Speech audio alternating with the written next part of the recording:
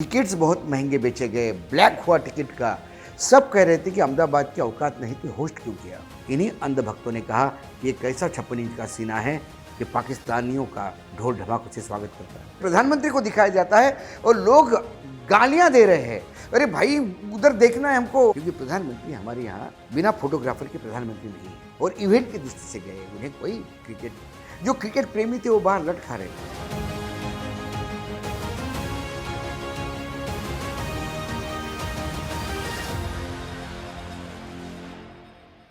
दोस्तों नमस्कार, स्वागत है आप सभी का देश नीति के खास कार्यक्रम वीकेंड विद वानखेड़े में। सबसे पहले थोड़ा सा वर्ल्ड कप पर बात कर लेते हैं क्योंकि काफ़ी चर्चा का विषय रहा। वर्ल्ड कप में, आईसीसी वर्ल्ड कप में कपिल देव को, धोनी को और बीसीसीआई प्रेसिडेंट सौरव गांगुली को इनविटेशन नहीं भेजा गया, जिसे लेकर बवाल तो मचा हुआ है। क्या इसके साथ इसका कोई पॉलिटिकल कनेक्शन है? डेफिनेटली इसका पॉलिटिकल कनेक्शन है। मुझे लगता है कि अब क्रिकेट भी पॉलिटिकल हो गया है। खासकर जय शाह वहाँ बड़े पोस्ट पे हैं और बीजेपी ने पूरा क्रिकेट हाईजैक किया हुआ है। क्या ये ज़रूरी था कि अहमदाबाद में ही मैच करे? क्या वो शहर आने वाले इतने लोगों को झेलने के लिए तैयार था?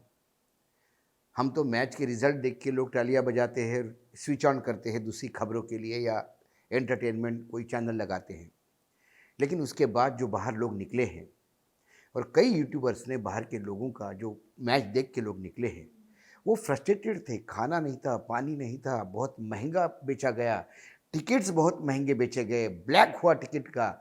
सब कह रहे थे कि अहमदाबाद की औकात नहीं तो होस्ट क्यों किया। विकेट जो थी वो टेक्निकल मामला है, हम इसमें नहीं जाना चाहते, लेकिन क्या विकेट भी इस मैच लायक नहीं थी? लेकिन एक बात यकीनन मैं कहता हूं कि ऑस्ट्रेलियन टीम बेहतरीन खेली।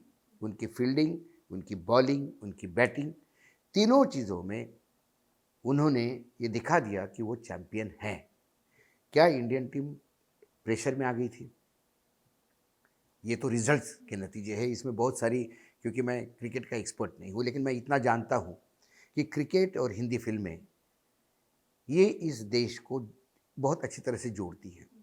दक्षिण भारत से लेकर उत्तर भारत तक क्रिकेट और फिल्म ये भारत के आम आदमी के जहन में इतने अंदर तक घर कर चुकी है कि जहाँ फिर जात पात, धर्म, प्रांत, जोग्राफिकल एरिया, इसके कोई झगड़े नहीं होते।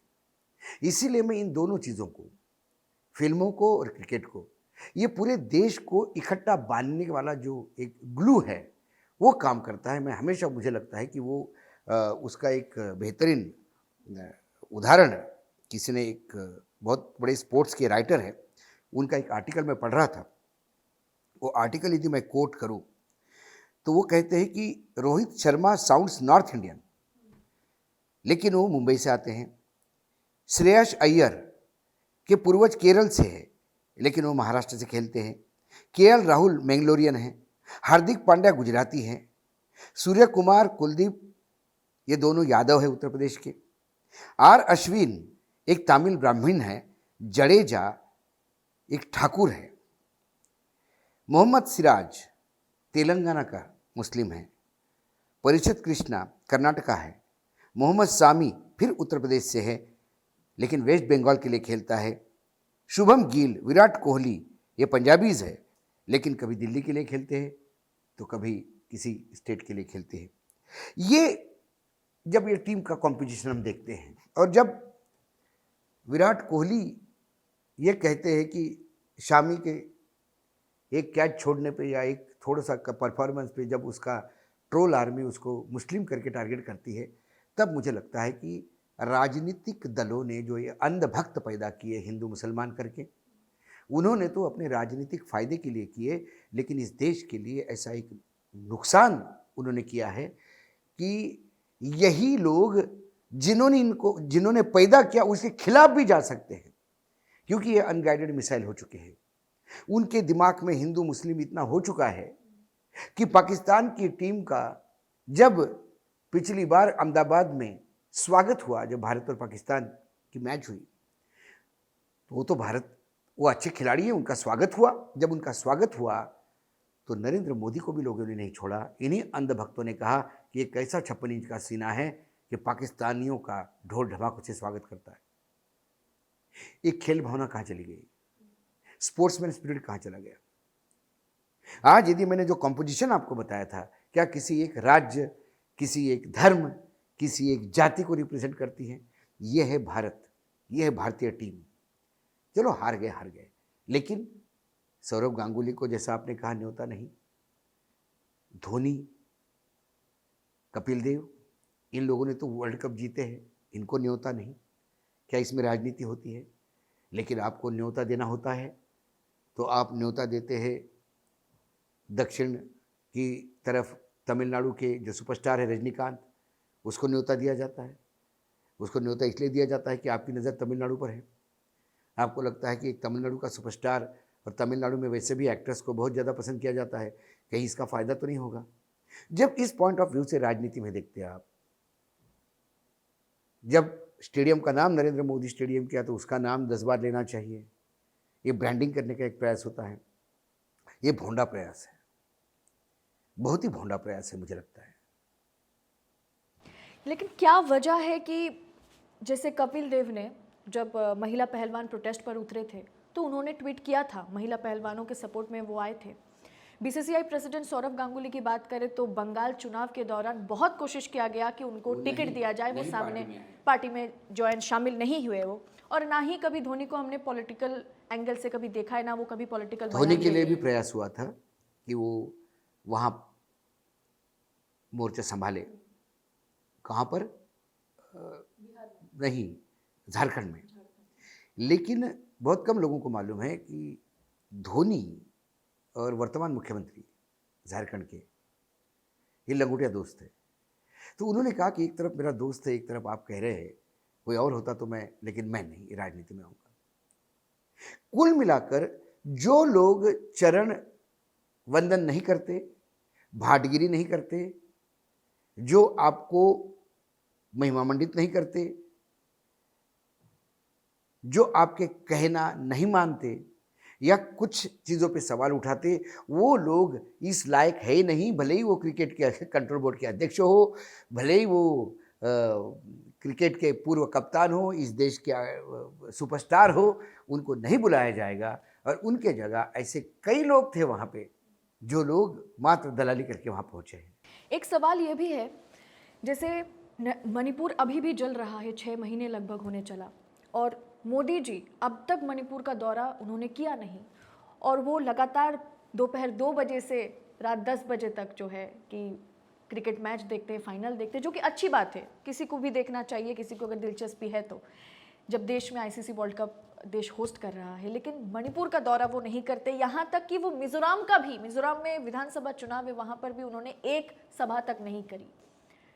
क्या आपको नहीं लगता कि जो प्रधानमंत्री वर्ल्ड कप देखने का जिनके पास टाइम है, उनको एक बार मणिपुर का दौरा नहीं करना चाहिए था? प्रधानमंत्री जी को क्रिकेट से कोई लेना देना नहीं है,